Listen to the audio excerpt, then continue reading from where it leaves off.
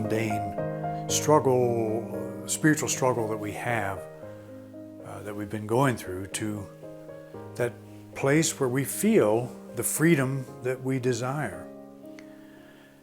And Emily Cady talked about the shortcut to the top of the hill.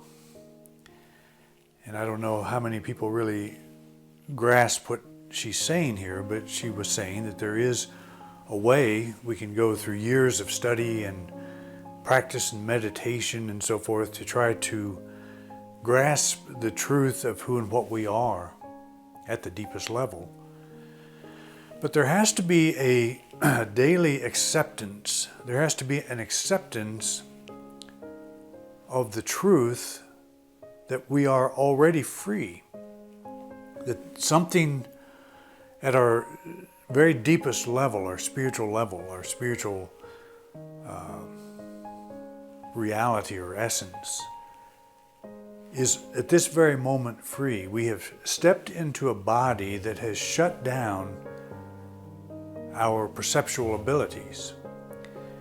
And whether or not we can fully regain those while we're in the body, I don't know. It's a controversial question as to whether or not we can do it. But it's important to remember to accept that even if we don't grasp that reality, that deeper experience, that it never goes away. We can do nothing to damage it. We can do nothing to hurt it in any way whatsoever, to lose it. And that's one of our biggest fears, I think, is losing. We feel we gain some understanding with our study and our times of quiet and so forth. We gain something, and then something comes along and knocks us off of that pedestal, and we feel like we lose what we gained in those higher moments. That was one of my biggest fears in the early years. But you know, the universe is not that frail, it's not that fragile. And my soul is an expression of that. It's an expression of this stuff that the universe is. This intelligence, this power, this life, this love. That's what I am at the deepest level. And so intellectually, and from a self-image point of view, I go through all kinds of changes. And I fear that in the low moments that I find myself in those valleys, when I'm in that household as the slave, that I'm losing. That maybe I have to come back another lifetime to actually be the son, to earn the right to be in this house. But you see, we are never out of the house. We're always in our Father's house. We're always in God's house. God is omnipresent. In Him we live and move and have our being. We can't get out of God. We cannot alter the nature of our soul. We cannot change what we are at the fundamental level. We can only be unaware of it. So that's a very important first step, is to say, I don't have to labor to become something I'm not yet. Maybe I have to labor somewhat to live from that awareness. But unless I accept that I'm already there, I'll probably never be in that awareness on any kind of a permanent basis. That is, as I wake up in the morning, I'm not in it. And I go through my day and I'm not in it. I read a book and I get inspiration and so forth, and I try to carry that inspiration, or try to get that inspiration to carry me through my day. I try to remember it, but you know how difficult that is. It's a very frail thing. It's a little like, I gave an illustration once about frost on the window. As long as all of the conditions are right, the frost will stay there, but as soon as it warms up just a little bit, that frost begins to disappear. as beautiful as it is, begins to disappear because the environment changes. And we go through life, we go through our day-to-day experience, going through a lot of different environments, mental, emotional environments. We go up and down. So the revelation that we are a spiritual being, that we are a soul, that we are complete, is a very important one to carry with us throughout our day. And again, even if we forget it, it's not going to damage anything. But it's important for us to realize we are finished. We are complete now. There's nothing more I have to do to make myself something more than I am already. And it is that attitude that makes us receptive to actually experiencing what it is we want.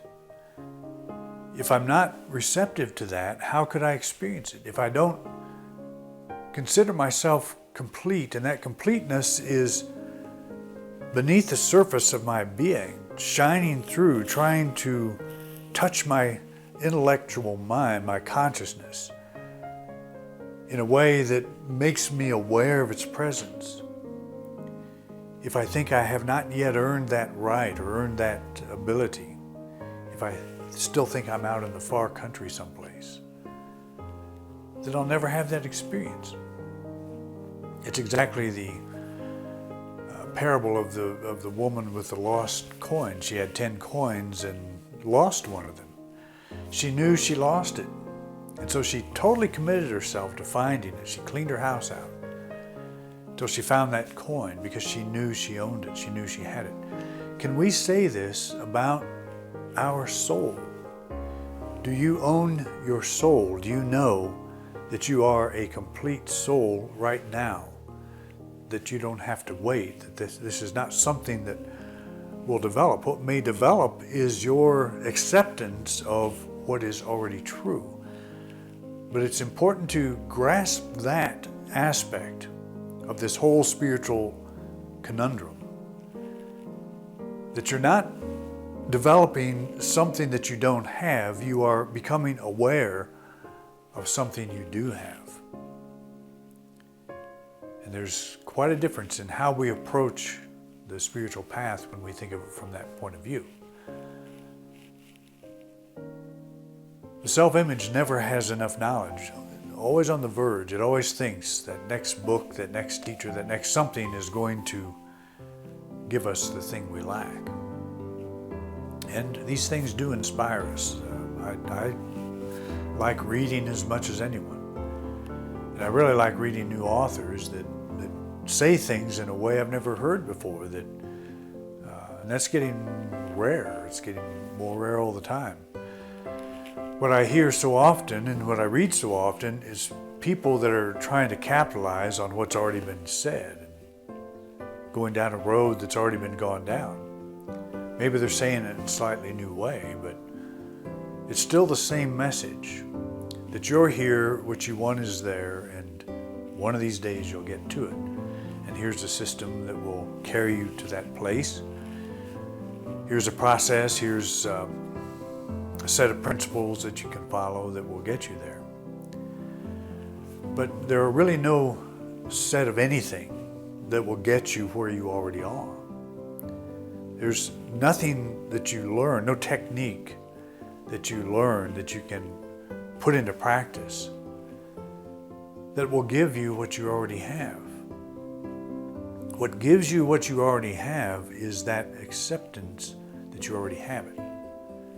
It's the affirmation that you already have it.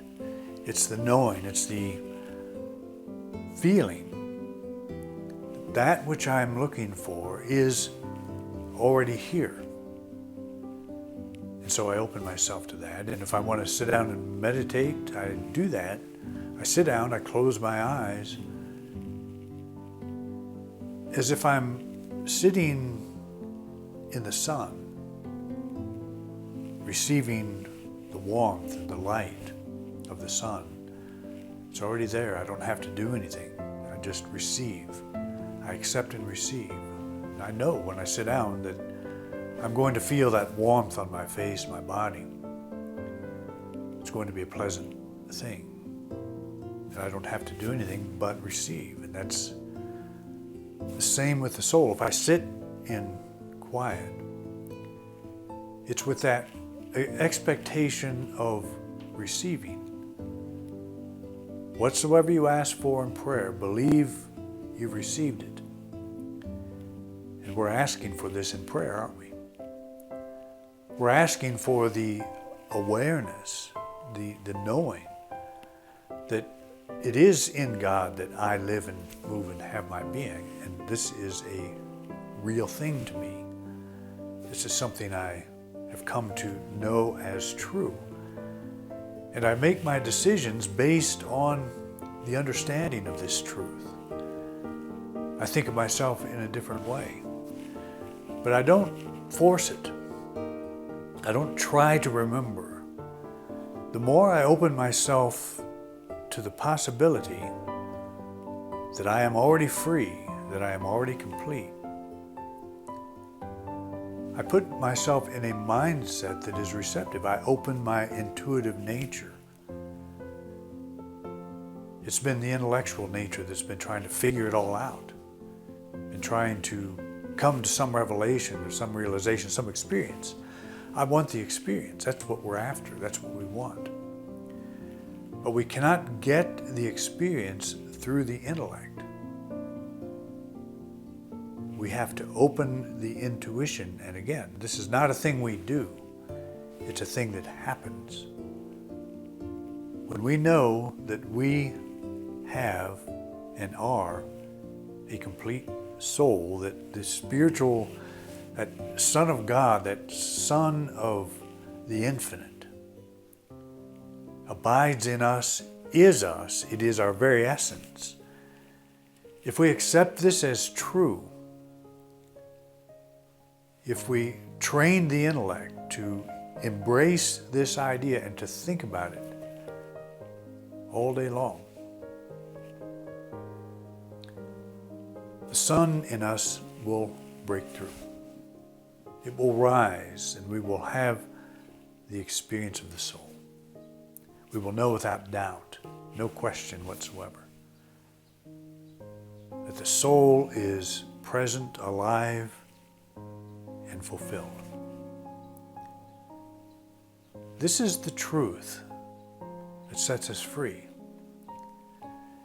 And if we fall short of this truth, as long as we fall short of this understanding, this truth, we will be slaves to sin. We will be slaves in the household. We'll never be the owners. And so let's make this shift. Let's use this holiday, use this time to make this shift in perception, to be open to the fact that we are complete now, that which we are all seeking, that which I am seeking, is already here in its fullness, waiting to come forth.